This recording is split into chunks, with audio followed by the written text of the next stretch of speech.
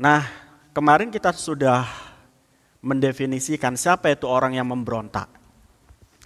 Orang yang memberontak adalah orang yang mengangkat senjatanya untuk memerangi atau memusuhi pemerintahan yang sah. Jadi dia memerangi pemerintahan yang sah. Ini dikatakan buhot atau pemberontak. Nah, sementara di dalam negara Indonesia itu ada istilah demo, ada istilah mengkritik dan lain sebagainya. Demo itu bukan tidak setuju kepada pemerintahan yang sah. Demo itu yang diatur di dalam undang-undang bukan untuk merusak fasilitas umum. Demo itu diatur di dalam undang-undang hanya untuk menyuarakan bahwa kritik terhadap pemerintah itu bisa dituangkan di dalam demo ini. Itu demo. Sehingga demo itu tidak bisa dikatakan memberontak. Baru-baru ini juga ada mural ya. Itu juga tidak bisa dikatakan memberontak. Sekali lagi itu adalah kritik. Negara demokrasi sebagaimana yang kita tahu adalah negara yang dari rakyat, untuk rakyat, oleh rakyat. Artinya kekuasaan tertinggi kalau di Indonesia itu adalah rakyat. Itu sudah disepakati sejak awal. Dalam kaitan rakyat dipimpin oleh seorang presiden sebagai panglima tertinggi negara, wajar ketika kebijakan-kebijakannya itu dikritik. Dan itu tidak bisa dikategorikan sebagai buhot. Yang buhot atau pemberontak itu bagaimana? Mereka ingin merebut kekuasaan pemerintahan yang sah.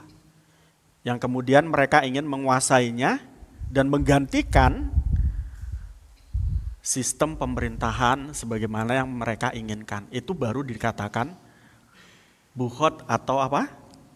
Pemberontak. Ini yang tidak diperbolehkan. Selagi pemerintahan itu menjalankan konstitusi, menjalankan syariat Islam, walaupun hanya nilai-nilainya, tidak menjalankan secara jelas dan tidak menjalankan secara dohir, itu sudah dikatakan negara yang sah dan negara yang tidak diperkenankan untuk diberontak. Nah, sehingga upaya-upaya untuk mengganti pemerintahan, untuk mengganti sistem pemerintahan, mengganti undang-undang dasar, ini bisa dikatakan pemberontakan. Nah, itu dalam kaitan semacam ini hukumnya bagaimana di dalam Islam? Kemarin kita sudah katakan, man kharaja ani ta'ah wa faraqal jamaah wa mata pamaitatuhu maitatul jahiliyah. Orang yang keluar dari aturan-aturan pemerintahan yang sah, yang mereka membuat golongan tertentu untuk memberontak, maka ketika mereka mati, matinya adalah matinya seperti orang mati jahiliyah. Orang mati jahiliyah itu bagaimana? Beriman tidak? Tidak itu. Tidak beriman. Menarik sekali adalah berkait tentang ya apa yang diupayakan mereka terhadap khalifah-khalifah yang meninggal di tangan mereka. Dalam kaitan ini adalah khalifah-khalifah yang dalam kategori khalifah khulafaur rasyidin ya. Mereka ini adalah khalifah-khalifah yang sah, namun kemudian banyak sekali gangguan-gangguan yang dilancarkan oleh musuh-musuh mereka, sehingga mereka, para khalifah ini meninggal dalam keadaan yang tragis. Sayyidina Umar, Sayyidina Utsman, Sayyidina Ali, semuanya meninggal secara tragis. Dan dalam kaitan itu tentu perbuatan-perbuatan daripada rival khalifah ini tidak bisa dibenarkan. Nah, mungkin itu bisa masuk. Orang yang membunuh khalifah itu bisa dikategorikan sebagai orang yang matinya jahiliyah kalau dia tidak bertobat. Namun ketika dia bertobat, kita tidak tahu Allah menerima tobatnya atau tidak. Nah, menarik sekali. Jadi berat sekali hukum orang yang memberontak kepada pemerintahan yang sah. Di hadis yang lain kemarin kita sudah katakan, diriwayatkan oleh Ummu Salamah bahwa Rasul pernah mengatakan, taktulu amarun alfi'atu al-baghiyah. Orang yang membunuh Amar itu adalah orang yang melakukan pemberontakan.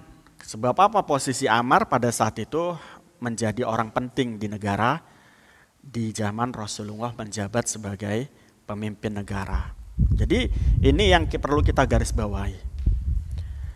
Nah, hadis yang baru kali kita baca tadi itu menyatakan bahwa Nabi itu bertanya kepada Sayyidina Ibnu Umar, putra daripada Umar bin Khattab, namanya Abdullah bin Umar.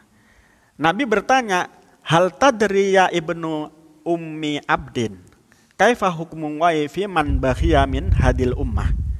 Wahai Sayyidina Ibnu Umar, wahai Ibnu Umar, kamu tahu enggak hukum daripada orang yang melakukan pemberontakan untuk umat ini?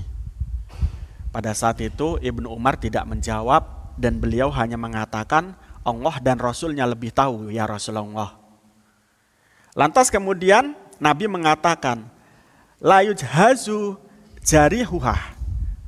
Orang yang memberontak ketika mereka luka dalam pemberontakan itu jangan pernah dirawat. Coba. Ini jangan dikatakan berarti Islam itu tidak manusiawi. Tidak begitu, karena ini untuk apa? Menjerahkan. Kalau kita bertemu dengan orang yang kesusahan, Islam itu memerintahkan untuk kita membantunya. Tetapi dalam kaitan semacam ini, seorang pemberontak, kok dia luka, jangan pernah dirawat, biarkan dia luka. Itu kata Nabi. Ini sekali lagi bukan untuk mengklaim bahwa ini adalah sesuatu yang paling benar. Dalam kaitan ini Nabi menakut-nakuti betapa jeleknya orang-orang yang memberontak sehingga dia tidak dikategorikan sebagai orang yang wajib ditolong. Kalau mereka luka silahkan, nggak usah dirawat, jarno, berdarah situ. Walayuktalu asiruha. Ketika ada orang yang memenjarakan mereka, menawan mereka, orang yang menjarakan orang yang memberontak jangan pernah diperangi, biarkan dipenjarakan orang yang memberontak itu. Yang ketiga, layutelabu haribuha. Kalau mereka mengejar seseorang, ya, kalau orang memberontak ini mengejar seseorang yang dianggap tidak sesuai dengan mereka, jangan kamu kejar orang yang dikejar mereka untuk kamu tangkap, kamu berikan. Jangan, biarkan saja. Padahal kita tahu kalau kita melihat orang yang jelek, contohnya maling, kamu kejar enggak? Wajib kita kejar, kita menolong. Ta'awanu alal birri wa taqwa. Ini fungsinya begitu aja nih. Jadi layujhazu ila akhirih tadi itu karena tidak sesuai dengan prinsip ta'awan atau ta'awun. Ta'awanu alal birri wa taqwa wala ta'awanu alal itsmi wal udwan. Itu sejatinya semacam ini. Prinsip bukhot itu tidak sejalan dengan prinsip ta'awun. Sehingga ketika mereka melakukan kemungkaran, ya kita tidak wajib menolongnya. Yang kita wajib menolongnya adalah ketika pada saat orang yang kita tolong itu melakukan kebaikan juga, maka kita tolong. Keempat, layuksamu fai'uhu. Yang keempat kata Nabi, kalau mereka meminta harta jangan kasih. Nah, ini posisi daripada orang yang memberontak. Itu digambarkan oleh Nabi semacam ini. Ini tentunya berbalik banding dengan upaya Nabi atau perintah Nabi terhadap orang yang melakukan kebaikan. Contoh kecilnya adalah ketika seseorang kelaparan, dia meminta maka kita beri. Nah itu kan berbeda dengan kaitan ini. Karena hal tersebut adalah makan, memberi makan, atau makannya orang yang meminta itu adalah mubah hukumnya. Atau bahkan wajib, karena kalau dia tidak makan malah justru mati. Maka hukum memberinya terhadap sesuatu yang wajib adalah wajib atau bahkan sunnah. Beda dengan yang tadi. Kalau ada orang yang luka, yang mana mereka adalah orang-orang yang memberontak, jangan pernah diurus. Jangan pernah diurus. Itu nasihat Nabi kepada Ibnu Umar atau Abdullah bin Umar. Hadis yang lain, wan Arfajah. Lan saking Arfajah bin Surah. Qala dawuh sapa Arfajah, sami itu ngrungu sapa ingsun Rasulullah sallallahu alaihi wasallam. Yaqulu dawuh sapa Rasul, man utawi sapane wong iku ata teka sapa man kum ing sira. Wa amara lan perintah sapa man kum ing sira jami'un iku kumpulan. Yuridu kang ngarepake sapa man ayu farriqa yen toh misahake sapa man jama'atakum ing jamaah sira. Faktulu mongko merangono sapa sira hu ing man. Akhraja ngetokake hu ing hadis sapa Muslimun Imam Muslim. Andai kata ada sekelompok orang yang menginginkan membubarkan kelompokmu, di mana kelompokmu itu adalah kelompok yang baik, kelompok yang sah, maka boleh kamu memerangi mereka.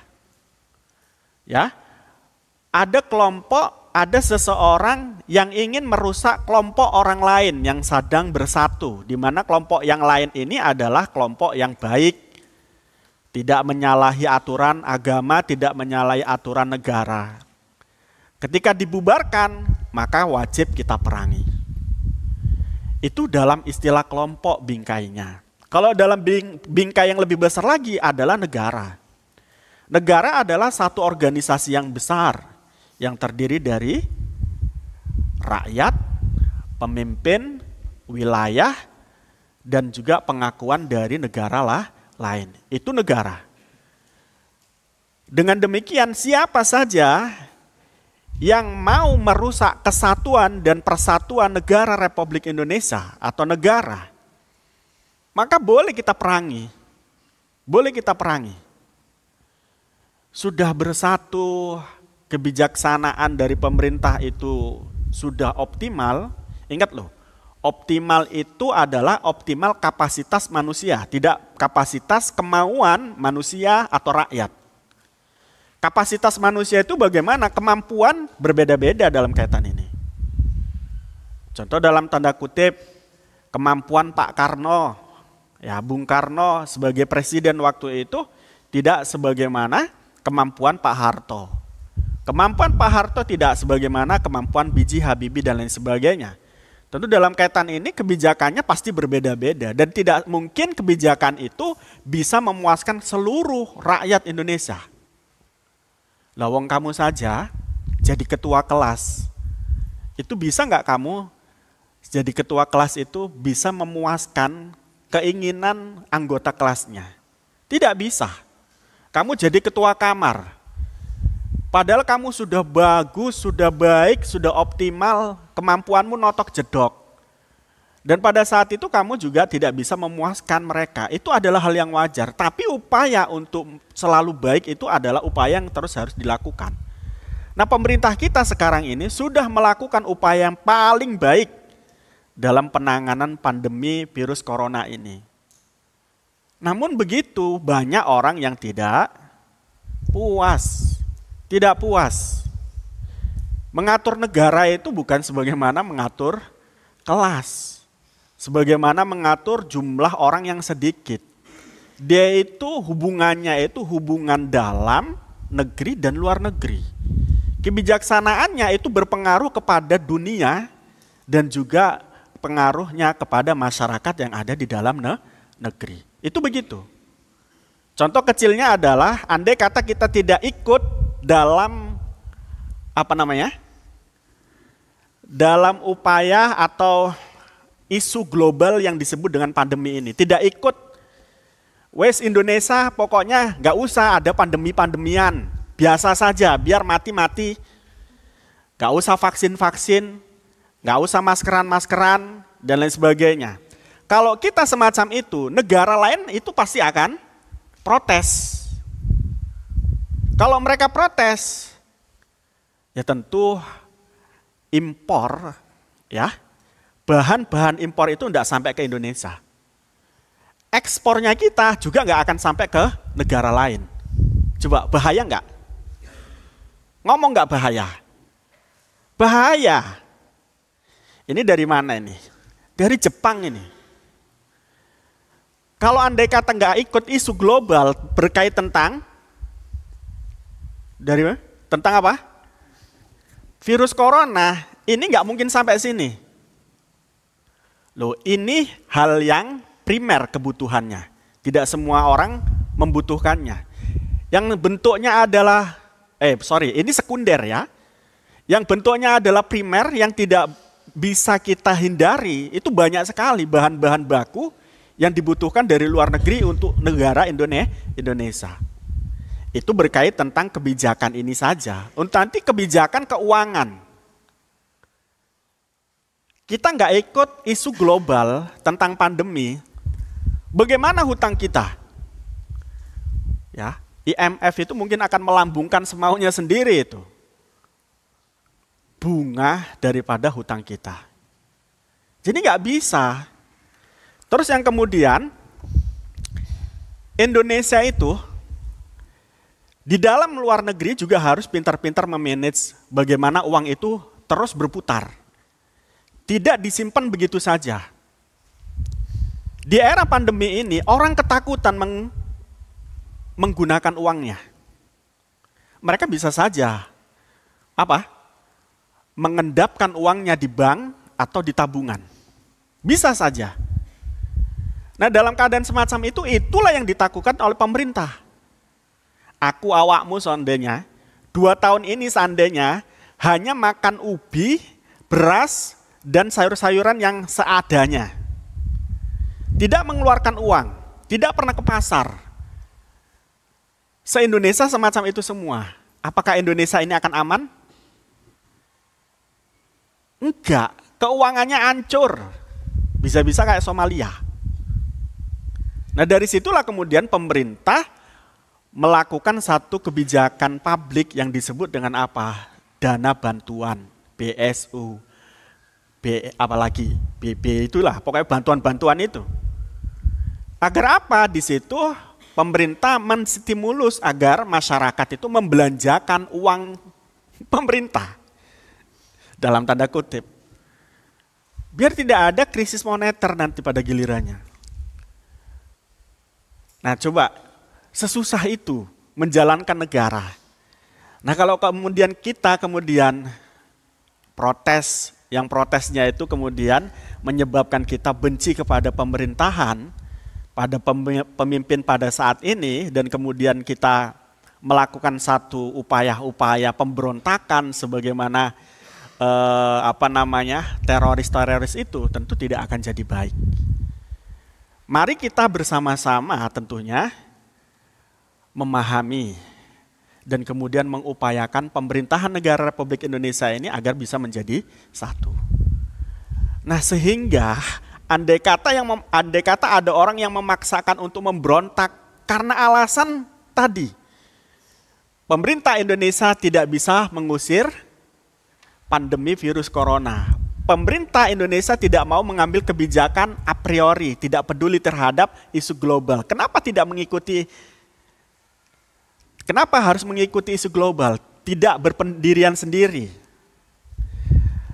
Kalau nggak mau melihat orang kena virus corona, kan cukup hilangkan saja tes PCR, swab, antigen, dan lain sebagainya. Selesai. Kan gitu kan? Tapi inilah upaya yang kemudian dipikirkan oleh pemerintah agar kemudian hal-hal yang tadi itu tidak terjadi. Maka pemberontakan sadis atau pemberontakan itu dianggap sesuatu yang sadis sesuatu yang tidak dibenarkan oleh agama Islam. Itu begitu. Nah, oleh karena itu proteslah yang cerdas dengan menggunakan akal pikiran yang sehat untuk memajukan dan mensejahterakan negara Republik Indonesia dan jangan pernah memecah belah. Ini yang patut kita catat. Babu Qitalul Jani. Ayhada babun fibayani kitabil jani utawi iki kibab yang dalam mertelaake merangi wong kang nyatoni. Wa qitalul murtadilan merangi wong kang murtad. Oke. Tema yang kita bahas ini ada dua macam. Yang pertama adalah membela diri. Itu qitalul jani.